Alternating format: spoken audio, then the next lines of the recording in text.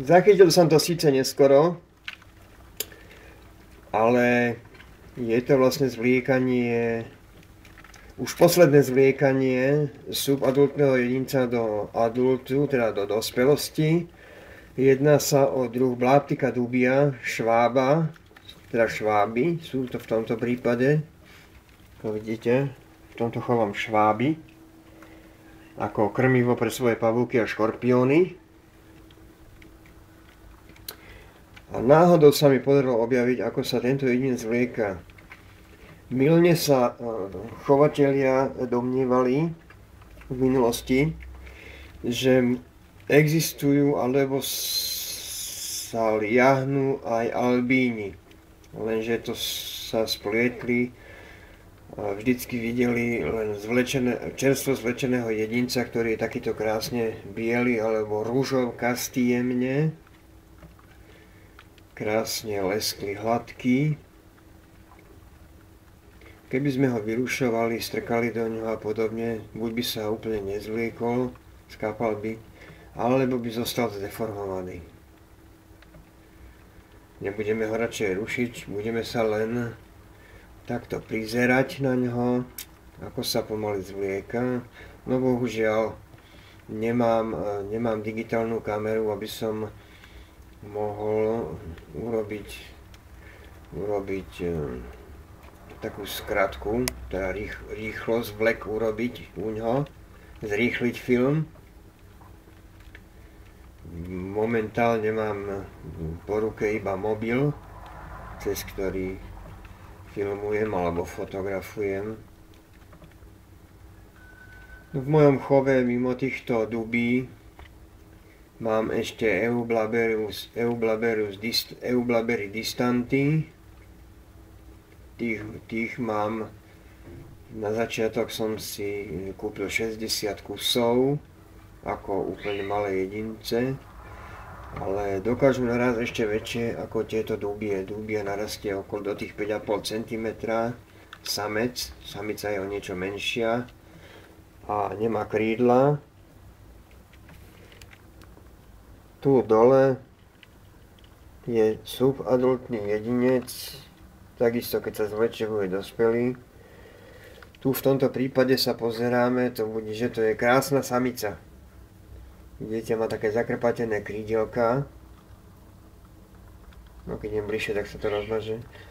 Ale skrátka, keď sa na ňu bližšie pozrieme, vidíme, že to bude samica.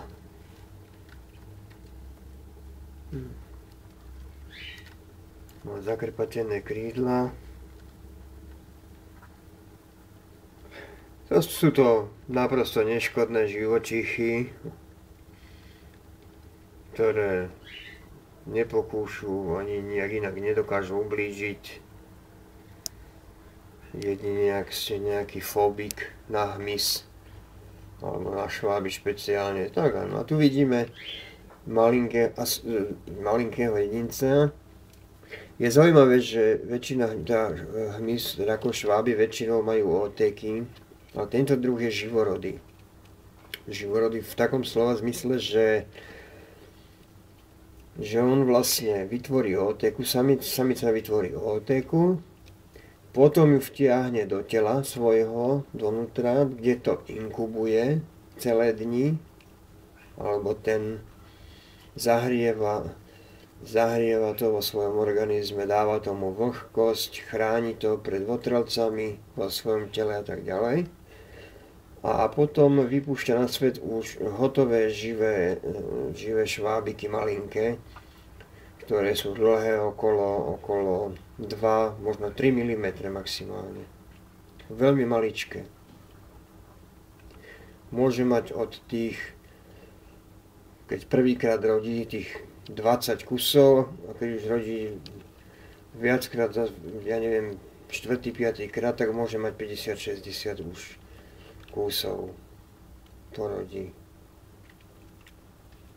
A takisto rodí, sú úplne biele tie malé šváby. No, škoda, nemôžem svietiť na toho švába, lebo sa to tak leskne, že by sme nič nevideli. No myslím, že som to podstatné zachytil, čo som chcel, aj vám povedal. Ešte taká zaujímavá, že čím ich je na kope viac, tým sa im lepšie darí, tým sa rýchlejšie rozmnožujú a prospievajú. Ináč počul som také fámy, že po 2 alebo 3 rokoch produkcie a vlastne keď nepridáme k ním šváby z iného rodu po 2-3 rokoch, tak dokážu z jedného dňa na druhý skápať.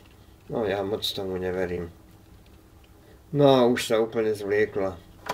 Áno, je to samica. Je to vidieť, je to pekná samica,